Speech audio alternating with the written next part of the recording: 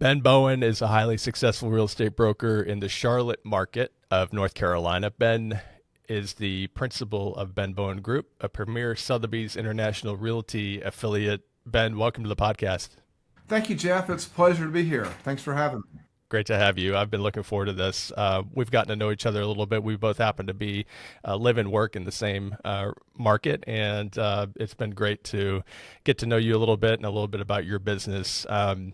You have had an exceptional career so far in the real estate industry, and I know that the kind of success that you've achieved is not something that happens overnight. I want to share a couple of numbers with listeners, and these are approximate numbers that are available through Real Trends. But in 2023, you achieved a gross sales volume of around 70 million plus or minus, and with an average transaction of around $2 million. So safe to say that you are pretty successful in the luxury real estate niche here in the Charlotte metro area. Um, would love to know, like, there's so much that I want to ask you about and talk about your career, but I always like to start these conversations off with a little bit of a bio on the guest. So, where are you from, and how did you get into the real estate industry? Yeah, so originally from Georgia, I moved to Charlotte in '92 and took a job in an industrial sales job. Hated the job, loved Charlotte. Had always wanted to get into real estate. I thought it was a great entrepreneurial opportunity and couldn't really afford to get into general brokerage at the time, Jeff. So I went to work for a national home builder and I worked for them for about 7 years. And then I had an opportunity to go to work for a developer of really high-end custom neighborhoods in the Charlotte market and represent about 20 different luxury home builders. So I did that for about 10 years. And then the market crashed in '08, and I was representing all these builders who were basically going out of business. And so that business model didn't work anymore, and I had a wife and two kids at home, so I had to do something else. So I decided to shift gears and get into general brokerage at that point. So in 2010, I opened my own firm and did that for about 12 years. So 2010, a lot of brokers were getting out of the Yeah, business, but you were sort of doubling down in yeah, a way by yeah. starting your own brokerage. Yeah, definitely. I signed a lease on 1,000 square feet of office space for 2 years, and I had never sold a house ever in general brokerage. So two different animals on site versus general brokers, but I would say the word committed is probably the best word that describes where I was. I knew that I'd had success selling real estate on site for builders and developers, and I thought I would have success in general brokerage as well. So I was all in. So yeah, that's kind of how it happened. Was your network, the network that you had formed during your time working with builders, was that something that you were able to leverage to sort of jumpstart your general brokerage in 2010? Yeah, absolutely. So I reached out to everybody that I knew and told them what I was doing and how they could help me. And basically, the builder group was a big part of my initial success. They had some lots they were selling, and these were not expensive properties or anything, but that they needed to get rid of because the market had crashed and turned and they were holding this property. So I started selling some lots here and there for $100,000 and started networking with the builders. And eventually, they may have a client selling a house to build with them, and I got in front of some clients that way. But that was a big part of my initial network was some home builders I had done business with. You're known here locally as someone who really specializes in luxury properties, obviously, but also specifically properties in golf neighborhoods and golf communities. How big a part of your business is golf for you? You know, it's funny. When I started out, I had sold in country clubs and golf course communities for years on site. So I thought that might be a good niche for me. I love playing golf and I understood the golf clubs and country club communities. So I started out doing that initially. I found it's a lifestyle that people are buying into in a country club, and I understood that and had sold that. So a big part of my business was targeting specific neighborhoods and Hmm. that were higher end, which in Charlotte market, a lot of these are golf course communities. And so that was a big part of my initial target, market was golf course neighborhoods. I'm glad you brought that up. That actually reminds me of a conversation I had recently with a colleague of yours. I mentioned that you're affiliated with Premier Sotheby's International Realty, and recently I had Alec Cantley, who is a Sotheby's broker in the Asheville market, doing some amazing things with his marketing and his business in Asheville. He spoke very highly of you. I want to add that as well, and there's another reason why I was really looking forward to getting you on the podcast. Um, Alec mentioned during our conversation that you had really played the long game. We were talking about marketing and also really marketing your business as someone who specializes in the country club lifestyle and luxury niche. And he had mentioned that you had really focused on marketing to specific neighborhoods very consistently over the years. Share a little bit about that, about your strategy for Yeah. marketing to those neighborhoods. So there's a great quote I read somewhere along the way, and it said, "There are riches in niches." Hmm. And so, if you can, when I got into general brokerage, Jeff, I looked at all of the realtors that I perceived to be the top realtors in the Charlotte market, and the vast majority of them were really dominant in one neighborhood. So maybe it's where they lived or whatever, but a lot of them had a lot of success in one neighborhood. So I really wanted to focus on a few specific neighborhoods. I thought I could leverage myself and my experience and get some business there. And then when you become the go-to person, the expert for that neighborhood, business just kind of grows. And it's not only the sales you get in there, it's the sellers that are buying other properties, it's their family members and friends that you're helping buy a house as well. But really, I think in real estate, if you can dominate certain niches, whatever your niche is, I think that's a great business model for all agents. One of my favorite marketing gurus that I've followed over the years uses the analogy of if you want to start a fire with a magnifying glass, you don't do it by moving it all around the target. Yeah, You start that fire by holding it still and focusing on one yeah, spot, yeah.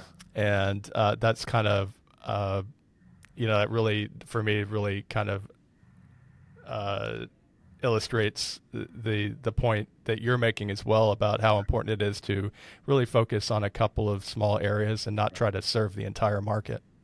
Yeah, I think you're right. And the other thing too, Jeff, is it takes time. I'll Hmm. have agents that say, "Well, I farmed this neighborhood for 3 months and nothing happened." I mean, I have farmed for 15 years. Every month.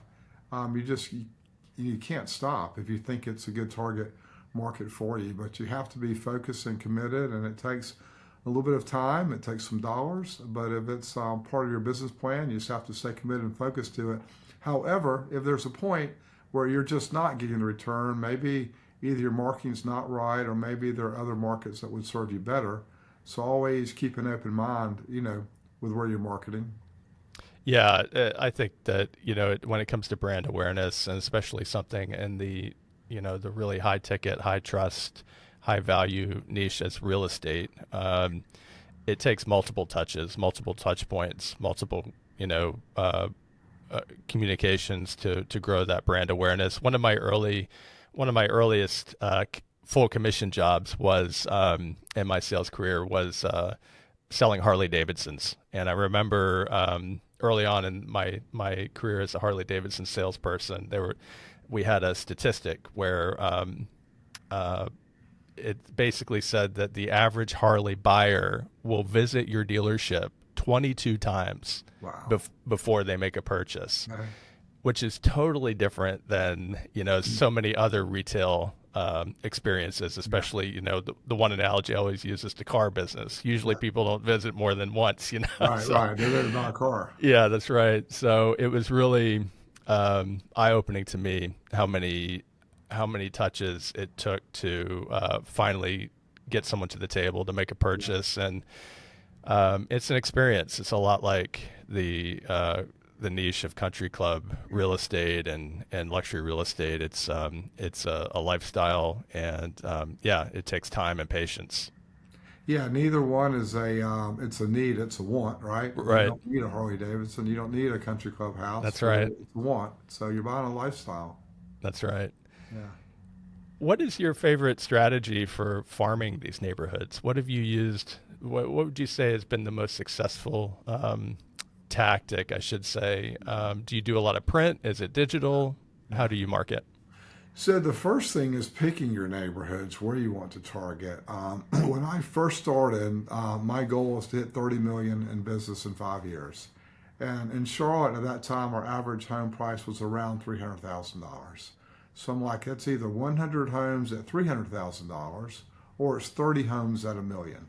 So I knew that I could not sustain 100 sales a year by myself. I didn't want a big team. So I decided to target higher end neighborhoods.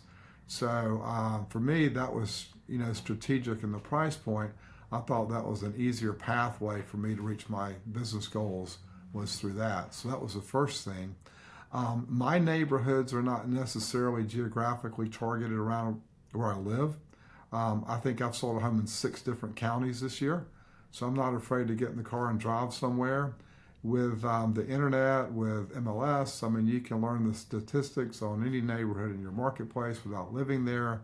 So I don't put a whole lot of credibility in having to live there to sell real estate. Now, if you do and it's your backyard and you know people, that's obviously easier because you've got more connections. So that's the first thing there is choosing the neighborhoods. As far as the marketing, I do a few things. I do one is print. So I send out print marketing once a month to my target neighborhoods, and they get that once a month, and they have for years and years. It always looks the same. The message is different, but when they get that flyer, they get that letter, they know it's from me immediately. If they choose to throw it away, that's fine. But some are going to look at it. So it's very consistent. Now the message changes. I have chosen to market, Jeff, a lot of sold properties. I think people on the high end, especially, they want to do business with people that have had success doing what they're trying to do, and that's sell their high end house. So I'll showcase in my marketing, hey, I just sold these homes. And, pretty soon you can get perceived as an expert in that area. I also like to, in the marketing, showcase market data and stats. I like to say, hey, here's what's happened in your neighborhood this year. And if a neighborhood sold 30 homes this year, and I'm a homeowner, I'm going, I don't know if that's good or bad. I mean, is that good or bad? They went up 5%. Is that good or bad? Who knows? So I like to compare the data with maybe last year or the last 5 years and show trends. And so in the data, I will tell them homes are up 20%, prices are up 10%, days on market's down 15%, and I'll analyze it at the end and say, here's what this means for you. So part of my goal is also to showcase that I understand and know what's happening in their neighborhood, and that I'm an expert on it, and hopefully I'm a go-to resource for people. What's your feedback been like as far as sharing market trends and reports with in your marketing? Have you gotten some positive feedback from clients or folks who received those mailings? Yeah, I have. A lot of people will call me off that, and typically they will know me from my flyers. They'll know me from a neighbor that's maybe I've sold a house for somebody that they know. Hmm. I advertise in Luxury Home Magazine. That's the only print advertisement I do, but I'm in there every issue. And lastly is social media. I had a lady I met with recently, and she said, I've been following you for 4 years on social media. And I said, what took you so long to call? And she said, I wasn't ready to sell my house yet. That's But right. I was not really buying into the importance of social media 5 years ago. It was something I was on, but didn't really perceive it as part of my business strategy.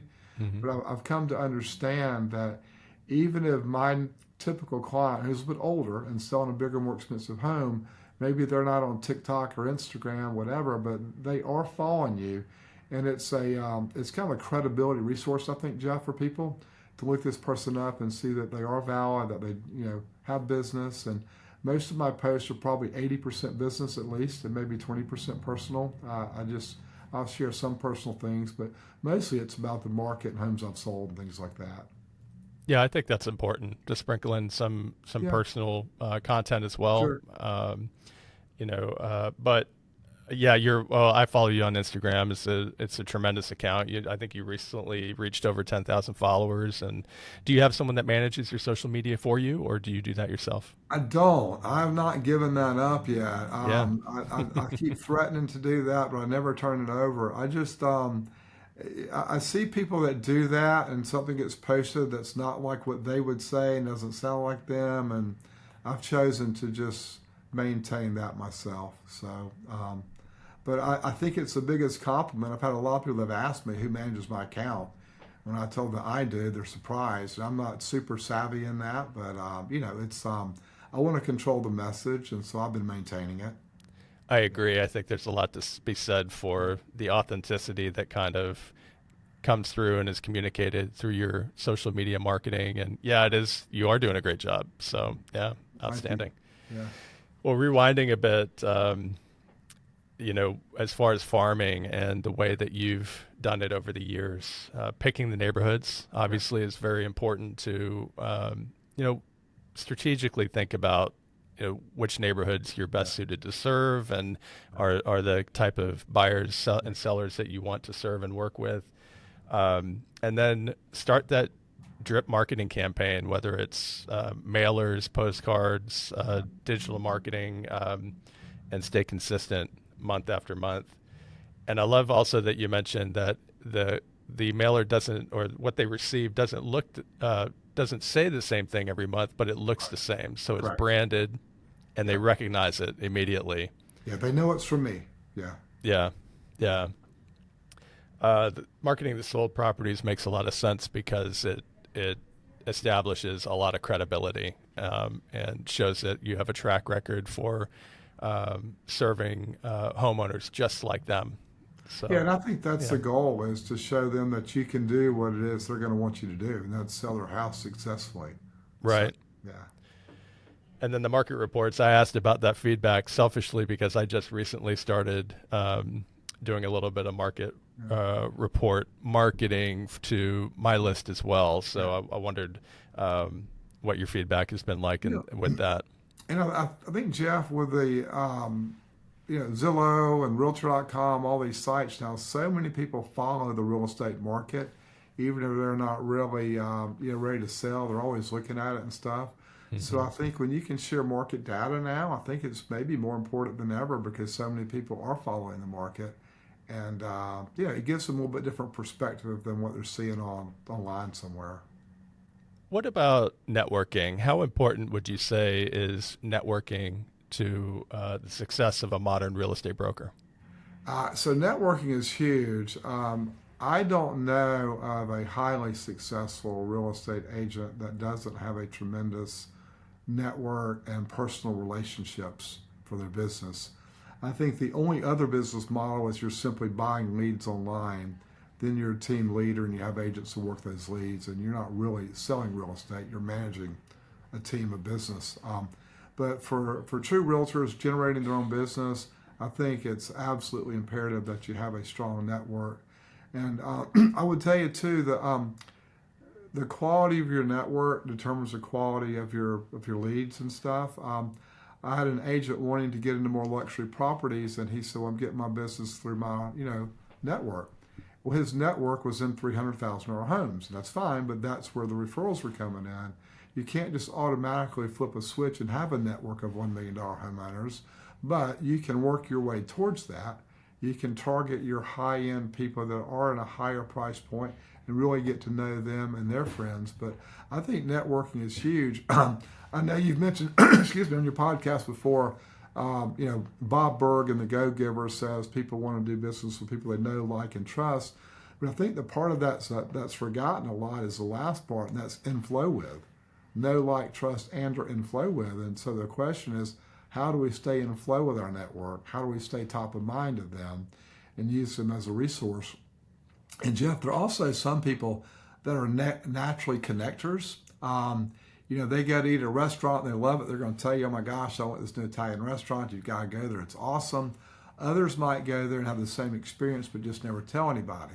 So when you can identify people in your network who are connectors, you really want to spend time with them, and because they're the ones who are going to really share you around. And so I would tell people to figure out who are the connectors in their network and really focus on them. I mentioned also your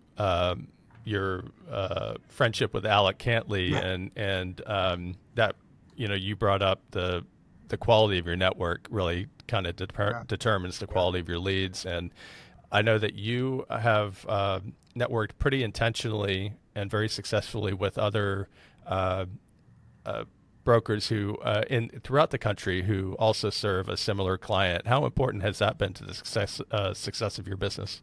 yeah. That's huge. I'm glad you brought that up because networking is not just with people in your market who want to buy or sell real estate. When I had an independent company for 12 years, I merged with Sotheby's. Part of the benefit of that was, and I didn't even truly realize it at the time, was the personal relationships I was able to make with people all over the country.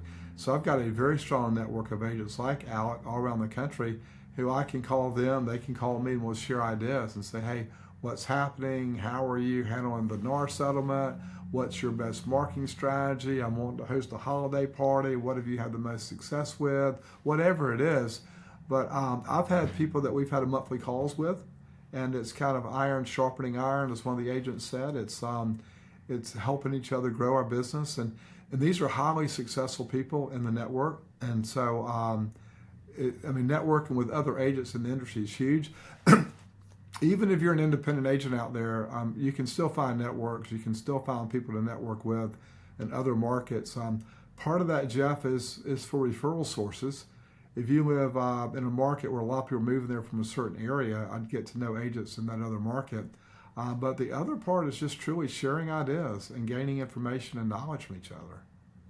Yeah, I love that concept a lot. The idea of the sharing of knowledge and sharing of ideas and successes and things that are working and aren't working necessarily.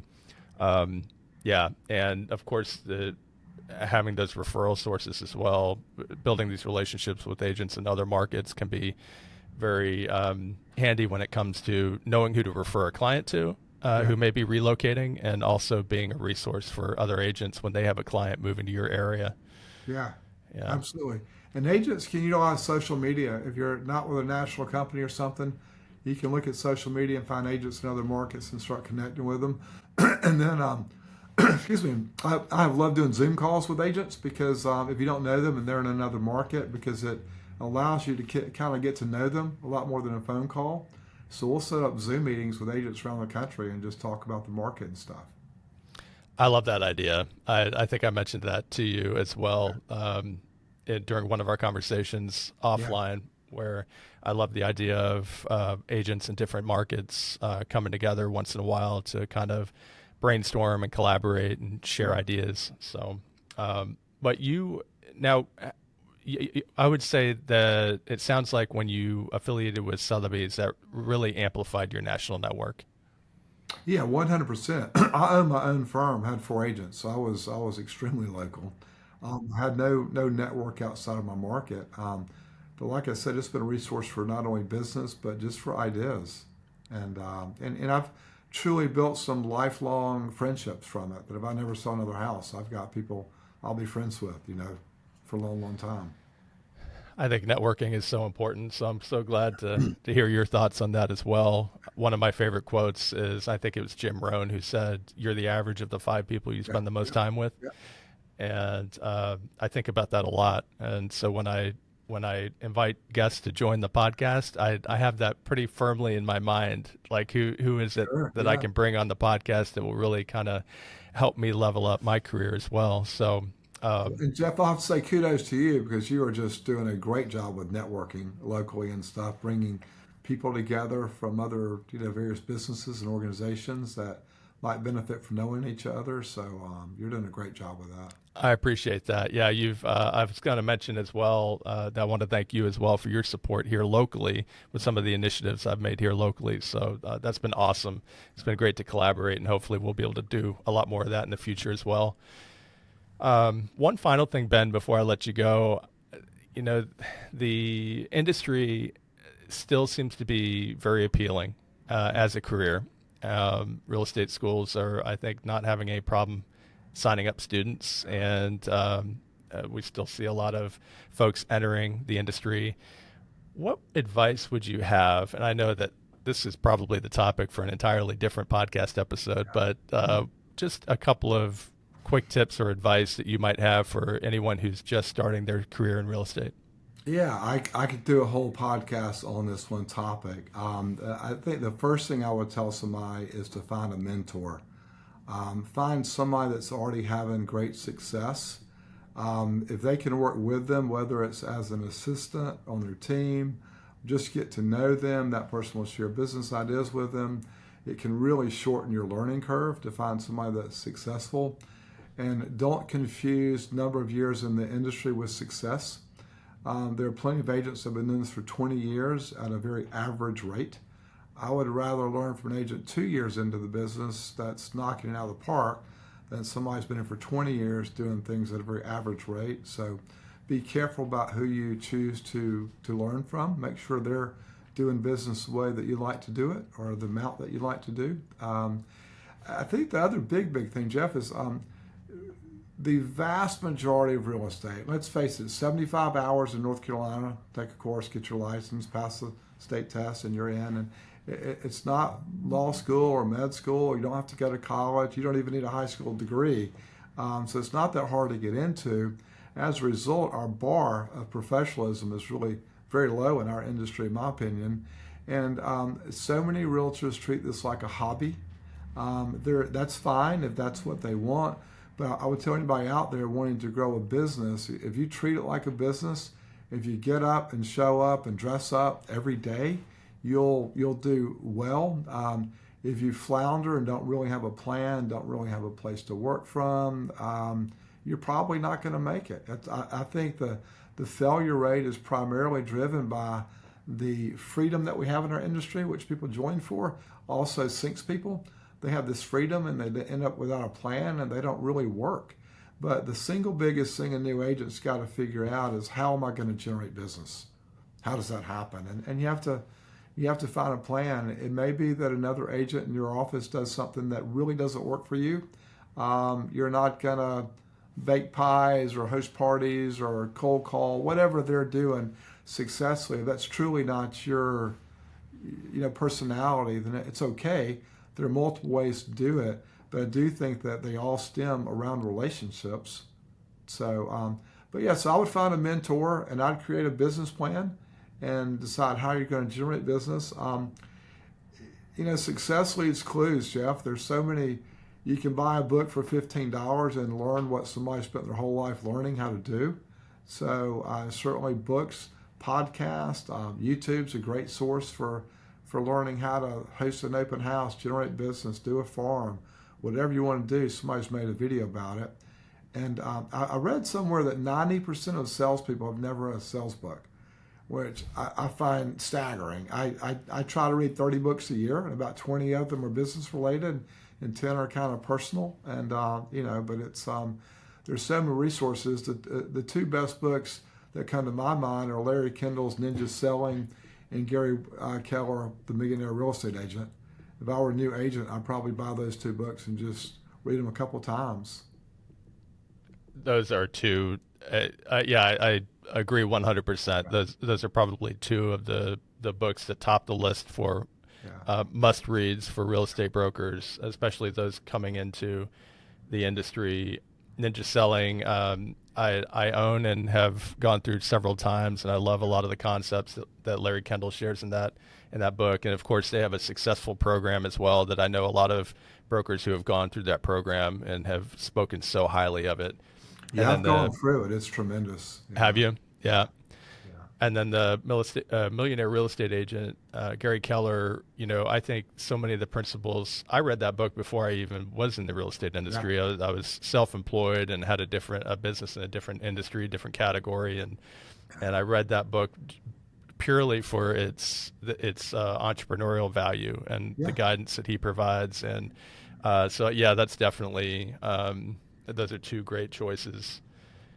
I also definitely agree with finding a mentor, connecting with a mentor. I've done that myself, and I'm 50 years old, but I'm not too proud to admit that I know when I need a mentor. So I've done that as well, and Yeah. I think too the failure rate, as you mentioned, is can be really attributed to the lack of a business plan. Yeah, people Yeah. aren't working. I mean, they. So when I first started, I reached out to people. I had a relationship with a lot of realtors in the market because I've been selling homes on site for about 17 years. So I knew a ton of people. I called all the successful people, the people that I respected, and took them out for coffee or lunch, and just kind of got to know them, got to know how they did their business. I was trying to shorten my learning curve, and some of them would do things that just I didn't have that resource. Maybe they had a spouse that was an HR manager. I don't know. They got business from there, but I tried to really learn from them, and build relationships. And but certainly finding a mentor is huge. Yeah, yeah, and also to your point, something else you said that I really agree with. I think it's really important.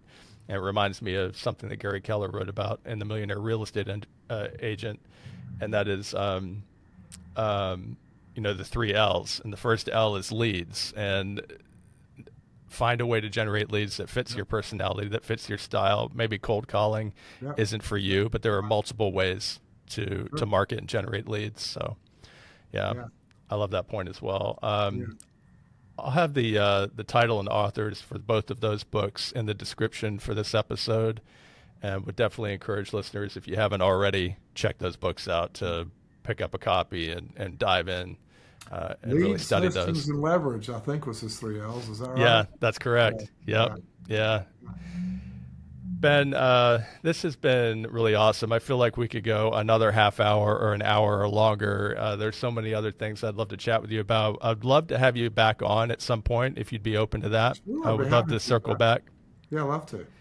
How can listeners learn more about you and your business and connect with you? Yeah, so my website is benbowen.premiersotheby'srealty.com, or they can find me on social media at benbowen_realtor. Perfect. I'll have links, of course, to the website in the show notes, and we'll tag you on Instagram, of course, when we release this episode. Ben Bowen, the principal at Ben Bowen Group, a Premier Sotheby's International Realty affiliate. Ben, thanks so much for joining the podcast. Really appreciate it. Thank you, Jeff. I appreciate you having me.